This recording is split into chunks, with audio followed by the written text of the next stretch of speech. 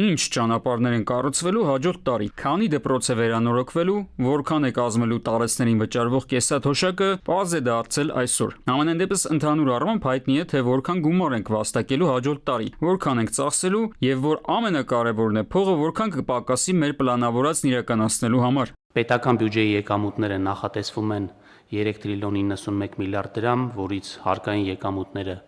2 տրիլիոն 972 միլիարդ դրամ։ Պետական բյուջեի ծախսերը նախատեսվում են 3 տրիլիոն 628 միլիարդ դրամ։ Պետական բյուջեի պակասուրդը նախատեսվում է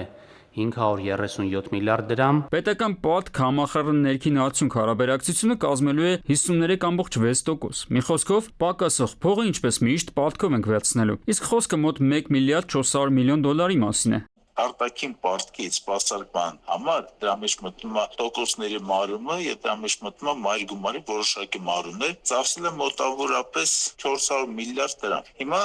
այդ 400 միլիարդը ի՞նչ է դա նշանակում։ Դա նշանակում է մի բան, որ Հայաստանի Հանրապետությունը հնարավորություն չունի մոտավորապես 500,000 մարդկանց թոշակները բարձրացնել։ Կենսաթոշակները հաջորդ տարվա բյուջեով մնալու են նույնը, աճ չի պլանավորվում։ Փոխարենը պլանավորվում է մեծ ծավալի շինարարական, ճանապարհաշինական աշխատանքներ, ծրագրերի ֆինանսավորում սոցիալական, գիտական, կրթական եւ այլ ոլորտներում։ Գործադիրը ակադեմիական քաղաք նախագիծնել է հիշում։ Կներդրվի առողջապահության համապարփակ ապահովագրության համակարգը։ Կգործարկվի ընտանիքների անապահովության գնահատման նոր համակարգը, որը 25 թվականին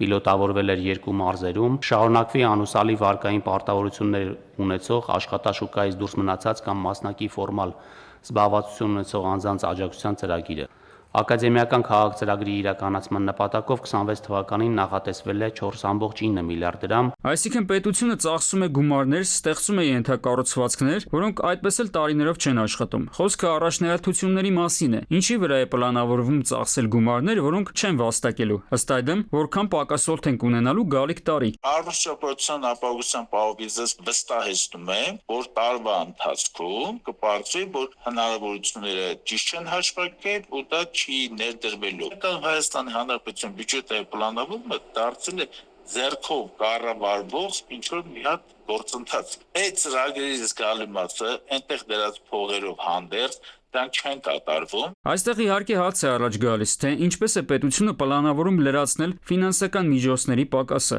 որն ունենալու ենք հաջորդ տարի։ Հիշեցնենք, խոսքը գրեթե 1.5 միլիարդ դոլարի մասին է։ Հավանական է, որ պետությունը նորից բաժնետոմսեր թողարկի եւ վաճառի, որոնք վստահաբար կապահովեն բարձր տոկոսներ եւ կգրավեն միջազգային ֆինանսական խաղացողներին։ Հայաստանի Հանրապետությունը երբ որ 7.5%-ով բարձրատոմսերը տեղաբաշխեց, ուրեմն այդ տարբերությունը 7.5-ի եւ 3.5-ի նույն Հունաստանի նույն օրը տեղ ունեցած տեղաբաշխման միջև որ համեմատում ենք, տարբերությունը 10 տարվա համար կազմում է 260 միլիոն դոլար։ Այդ 260 միլիոն դոլարը բնականաբար գնացել է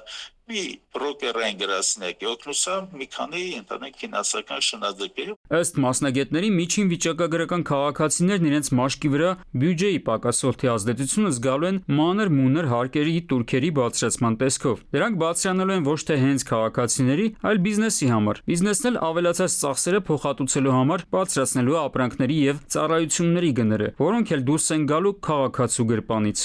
Արմեն Նաթալյան, ժամը լրատվական։